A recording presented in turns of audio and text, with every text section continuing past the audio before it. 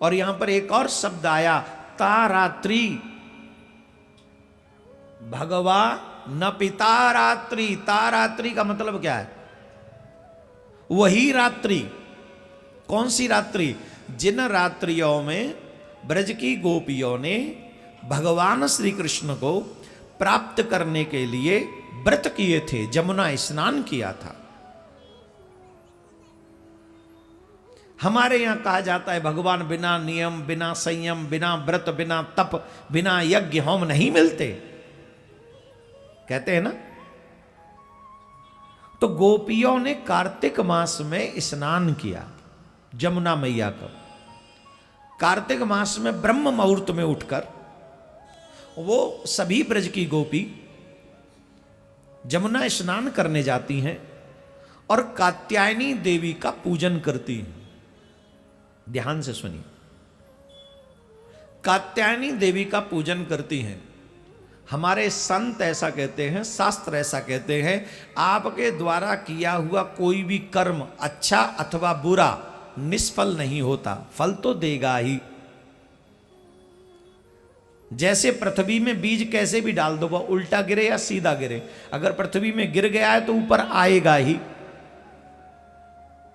ठीक वैसे ही आपके द्वारा किया हुआ कोई भी कर्म हो, अच्छा अथवा बुरा, एक दिन तुम्हें वो फेस करना ही पड़ेगा।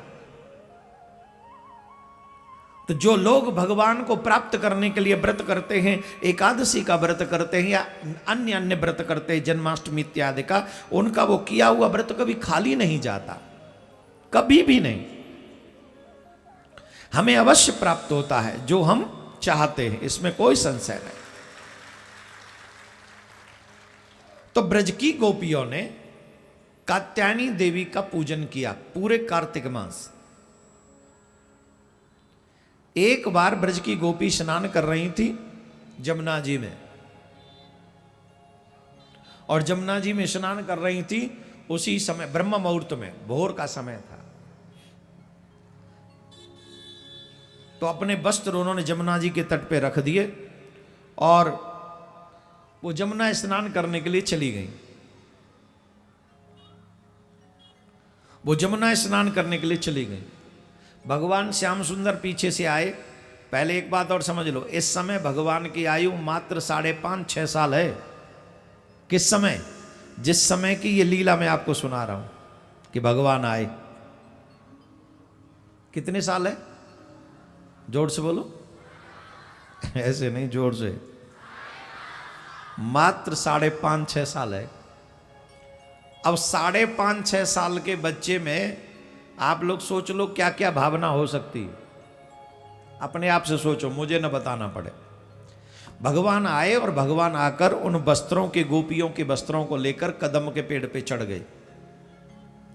और कदम के पेड़ पे चढ़ गए तो गोपियां जब जमुना से बाहर आईं तो उन्हें अपना वस्त्र वहां दिखाई नहीं पड़ा।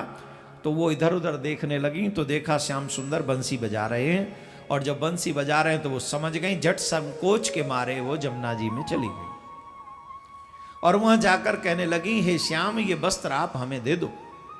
कन्हैया बोले, अपने वस्त्र आके स्वयं ले लो, मैंने कोई छुपा के तो रखे नहीं, कदम पे टंगे हुए, आके ले लो। बोले, ऐसे कैसे आ जाएं हम? बोले, कैसे नहीं आ सकती हो तुम? बोले, अब आप हो, आपसे थोड़ा संकोच तो होगा। भगवान बोले, तो पहले कैसे चली गई थी? बोले, पहले आप नहीं थे। बोले, यही तो तुम्हारी गलती है, तुम ये सोच रही हो कि हम पहले नहीं थे। अरे वो पल बता दो, वो स्थान बता दो, वो जगह बता दो, वो कोई चीज ऐसी बता दो जहां मैं नहीं हूं। तुम जब गई तब भी मैं यहीं था, और अब तुम आओ तब भी मैं यहीं हूं। कुछ गोपियों ने कहा, हमें आपका संकोच नहीं, संसार क्या कहे। श्री कृष्ण कहते हैं, जिन्हें संसार की परवाह होती है उन्हें मैं नहीं मिलता। जो संसार की परवाह करते हैं वो मुझसे नहीं मिल सकते। और यही प्रॉब्लम हमारी और आपकी है। मैं भजन करूंगी तो लोग क्या कहेंगे, मैं तिलक लगाऊंगा तो लोग क्या कहेंगे। ये काफी बच्चे लोग कहते हैं, मैं अगर तिलक लगा के जाऊंगा तो मेरे फ्रेंड्स क्या कहें। अरे बाढ़ में जाए ऐसे फ्रेंड, मेरे किस काम के। जो आपको तिलक लगाने से रोके, जो आपको चोटी रखने से रोके, ऐसे लोगों से आप संकोच करते हो। ऐसा कभी नहीं करना चाहिए। अगर आप ये सोचते हैं कि मैं ये करूंगा तो लोग क्या कहें, लोगों के चक्कर में रहोगे तो फिर भक्ति नहीं कर सकते आप, कभी नहीं कर ही ना सकोगे आप भक्ति। अगर आप भक्ति करना चाहते हो तो पहले यह सोचना बंद कर दो कि लोग क्या कहेंगे। अगर सिर्फ भक्ति करनी है तो एक ही चीज सोचो, मेरा कृष्ण क्या कहेगा, मेरा गोविंद क्या कहेगा। जो ये सोचते हैं कि मेरा कृष्ण मेरा गोविंद क्या कहेगा, सही मायने में वही भक्ति अच्छी कर सकते, मैं दावे से कह रहा हूं। भगवान ने कहा ये मत सोचो कि लोग क्या कहेंगे, तुम ये सोचो कि तुम्हें किससे मिलना है। अच्छा एक यहां पर तमाम माताएं बहन बैठी हैं, आप स्नान कर रही हो और 5-6 साल का बालक किसी का आ जाए, पड़ोसी का, तुम्हारा नहीं पड़ोसी का, और तुम स्नान कर रही हो, तुम्हारे तन के कम वस्त्र जो है गीले हैं या जैसे अभी है, क्या संकोच आएगा उस समय हमें? आप खूब 18-19 साल की हो, 20 साल की हो, ईमानदारी से सोचो, कभी संकोच आएगा? क्यों नहीं आएगा? अरे बच्चा ये स्त्री पुरुष में भेद ही नहीं जानता, इसे क्या पता स्त्री किसको कहते, पुरुष? बच्चा बच्चा है। भगवान भी उतने ही वर्ष के थे उस समय, क्या भेद? और फिर भगवान के आगे क्या भेद है? आप और हम दुनिया से ये वस्त्र हम पहनते क्यों हैं? क्योंकि संसार देख रहा है। भगवान तुम्हें गर्भ में भी देख रहा है जहां तुम पे कोई कपड़ा नहीं थे। मर जाएंगे तो भगवान चिता पे भी देखेगा जब वहां कोई कपड़ा नहीं होगा, और मर के भी जब जाएंगे तो निर्वस्त्र ही जाएंगे, तब भी कोई कपड़ा नहीं होगा भगवान के लिए। अच्छा इसको एक और तरीके से समझो, एक और तरीके से, एक छोटा सा बच्चा जो मां की गोद में है, मां की गोद में, अब वो नंगा है कि कपड़े पहने हुए, मां को कोई फर्क पड़ेगा? जवाब दो। पिता को कोई फर्क पड़ेगा? अब बच्चा है, बोले नहीं नहीं बच्चा है इसको पहनाओ, पहना तो लो, लेकिन मां बाप पे कोई फर्क पड़ता है उसका? उस परम पिता परमात्मा से बड़ा हमारा पिता कौन हो सकता है? उनसे बड़ा हमारे रक्षक कौन हो सकता है?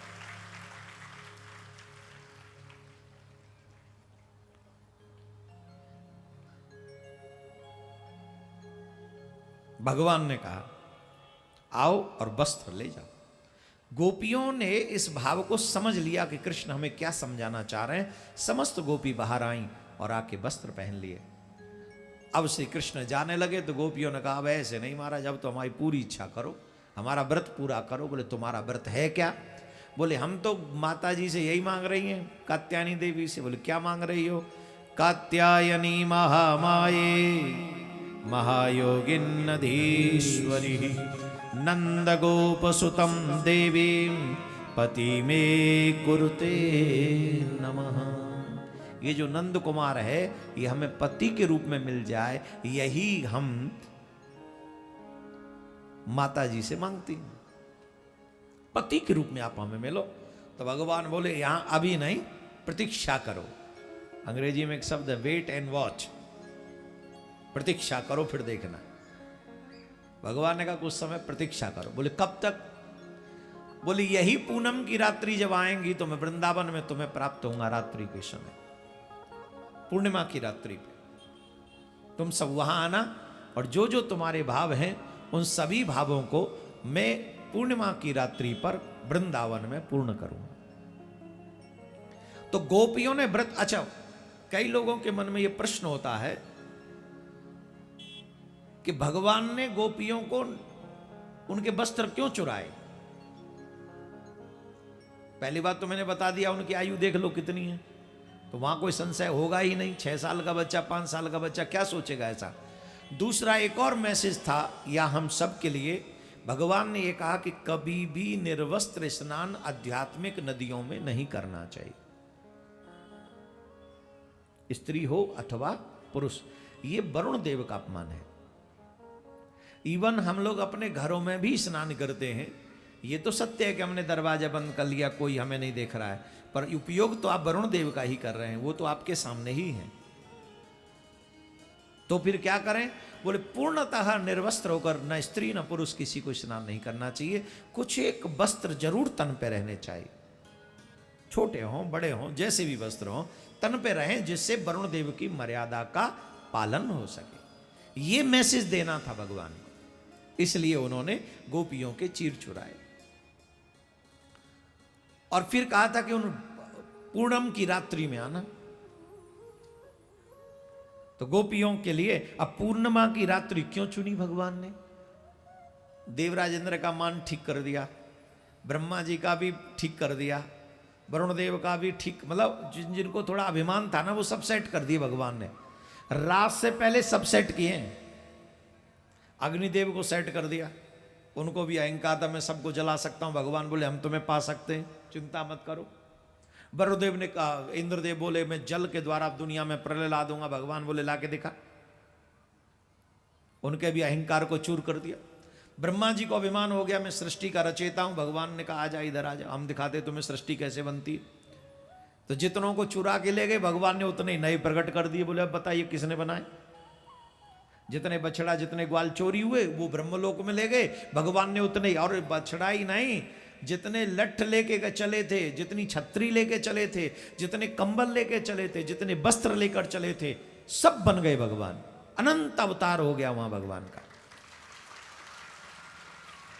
अब ये भी बात समझाता ही चलूं, नहीं तो काफी बच्चे तो ऐसे देख रहे हैं जैसे वो पता नहीं क्या बोल के निकल जा रहे हैं।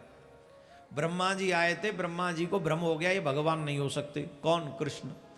तो उन्होंने क्या किया, जो ग्वालवाल उनके संग थे उनको चुरा के ब्रह्मलोक ले गए, जो गायों के बछड़ा थे उनको भी चुरा के ब्रह्मलोक में रखाए। अब यहाँ अकेले रह गए भगवान। बहुत देर तो रोए, उनको लगा ही नहीं कि ये सब गए कहाँ। लेकिन बाद में कुछ देर बाद में वो समझ गए कि अच्छा ये ब्रह्मा जी की बाबा की बात है, बाबा बूढ़ो है को लगे। तो भगवान ने लीला करी, बोले नहीं अभी दिखाते हैं, इनको अभिमान है हम सृष्टि रचाते हैं, अब दिखाते हैं इनको। तो जितने ग्वालवाल लेके गए थे ना उतने ग्वालवाल भगवान बन गए, उतने ही सेम टू सेम डुक्टो। मतलब जो गए वो नकली लगे, ये जो हैं वो ये असली दिख रहे, इतने बदल गए। और जितने कपड़े पहने हुए थे वो कपड़े बन गए, पगड़ी बांधी थी वो पगड़ी बन गए, जो लठ थे उनके हाथ में वो लठ, जो गाय चराने जाते थे वो लठ बन गए, छाता बन गए, कंबल बन गए, पैरों में पनैया जो थी वो भी बन गए, सब बन गए। गायों के बछड़े जो चोरी हुए उनके गले में रस्सी थी, घंटी थी, वो सब बन गए भगवान, बछड़े बन गए। अब बताइए इतने अवतार कहां से हो गए? 24 अवतारों में से कितने अवतार गिनोगे से? बात समझ में आई कि नहीं आ गई? बच्चों की समझ में आ गई? आ गई क्या? कि भगवान ने ब्रह्मा जी के होश ठिकाने लगा दी। जो अभिमान था ना हम सृष्टि के रचयिता हैं, भगवान बोले करते रहो, पर जब ज्यादा अभिमान होगा तो हम भी रचना कर सकते, तुम भी हमारे ही बनाए हुए हो। तो ब्रह्मा जी की अकल ठिकाने, अभिमान ठीक किया गोविंद ने। अब एक व्यक्ति जो महाबली है, एक और बच रहा है जो महाबली है। बताओ वो महाबली कौन है? हैं? सबसे बड़ा महाबली कामदेव है। फोटो देख देख कर, कॉपी देख देख कर, और तो और किसी देवी का वस्त्र टंग रहा हो और गाड़ी तेज गति से जा रही हो और 60-65 साल के महानुभाव गाड़ी चला के जा रहे हो, बियावान जंगल हो, साड़ी का पल्लू यूं लहलहा रहा हो, रोड पे कोई न हो, गाड़ी में कोई न हो, 100 की स्पीड से चले जा रहे हो और वहां अचानक से एक पल्लू दिखाई पड़े। ईमानदारी से बताओ 65 साल के महानुभाव गाड़ी की स्पीड तेज करेंगे कि स्लो? जोर से बोलो, जोर से बोलो। स्लो क्यों करेंगे? किस लिए करेंगे बताओ? हमें रीजन बताओ किस लिए स्लो करेंगे वहां? बोले देखें तो सही पल्लू के पीछे है कौन। हाँ या ना? जब पास में जाके स्लो की, देखा, झांका, थोड़ा अंधेरा सा था, फिर और थोड़ा खिड़की से बाहर, कोई है? कोई है क्या? कोई आवाज नहीं आई, रोक दी गाड़ी, कोई नहीं है, नहीं है। उतर के देखा तो बेरिया के डाली पर किसी माता ने अपना पल्लू सुखाने के लिए छोड़ा हुआ था।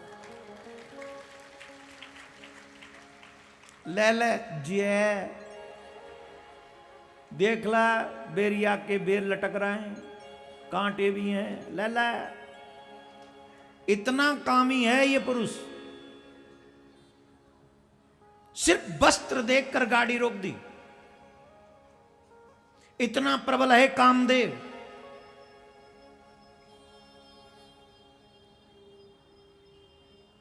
ज्यादा नहीं कहूंगा, इस काम का एहसास हम सबको है, इसे ज्यादा बोलने की आवश्यकता मुझे नहीं है, आप सब जानते। उस कामदेव का मान मर्दन करने के लिए ठाकुर जी ने ये रास किया। कैसे रास किया, ध्यान से सुनो। एक समय नंदनवन में कामदेव भ्रमण कर रहा था। नंदनवन में भ्रमण करते हुए कामदेव ने अपने मन में इच्छा जागृत की कि आज तो युद्ध करने का मन कर रहा है, कोई व्यक्ति हमें दिखे जिससे हम युद्ध कर सके। उतने में नारद जी उनको दिखाई पड़े, और जब नारद जी दिखाई पड़े तो खुश हो गया, अरे आज तो इनसे ही युद्ध करेंगे। और नारद जी ने देखा ये तो कामदेव है, तो नारद जी को लगा कि इससे तो बच के ही चलने में भलाई है, तो वह से बच के जाने लगे। तो यहाँ से नमो नारायण, नमो नारायण, नमो नारायण, नारद जी महाराज की जय। अरे कामदेव तुम? बोले हाँ महाराज हम। कहाँ बच बच के जा रहे हो? बोले नहीं बच के नहीं, मेरी नजर नहीं पड़ी। कैसे हो तुम? बोले महाराज अच्छा हूं, पर एक बात बताऊं, बड़ी इच्छा हो रही है युद्ध करने की, आप मुझसे युद्ध करो, मेरे हाथों में खुजली हो रही है, मुझसे लड़ो, युद्ध करो। नारद जी बोले देखो तेरी खुजली है रही तो अपने आप मिटा, मोते मत लड़े, मैं ना लड़ रहा ने कहू ना, क्या करोगे हमसे लड़के? हम तो वैसे ही आपकी मार के मारे हुए। एक बार आप हमसे लड़ने आ गए थे, उसके चक्कर में हमको बंदर बना डाला था आपने, हम तो वो मार आज तक नहीं भूले। याद है? बच्चों को नहीं मालूम, बच्चों को नहीं पता होगी ये कथा। नारद जी बंदर क्यों बने थे मालूम कि नहीं?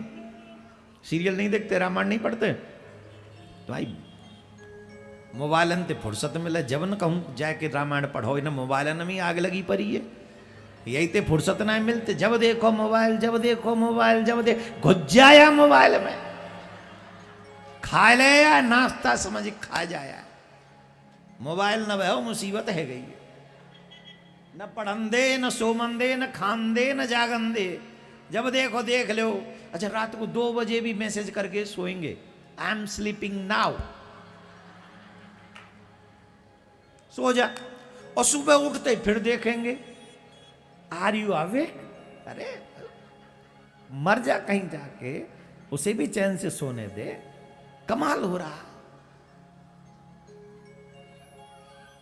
आजकल के बच्चे भी गजब ढा रहे, पढ़ते न लिखते, बस मोबाइल चला रहे हैं, है ना? क्या गजब हो गया। आइए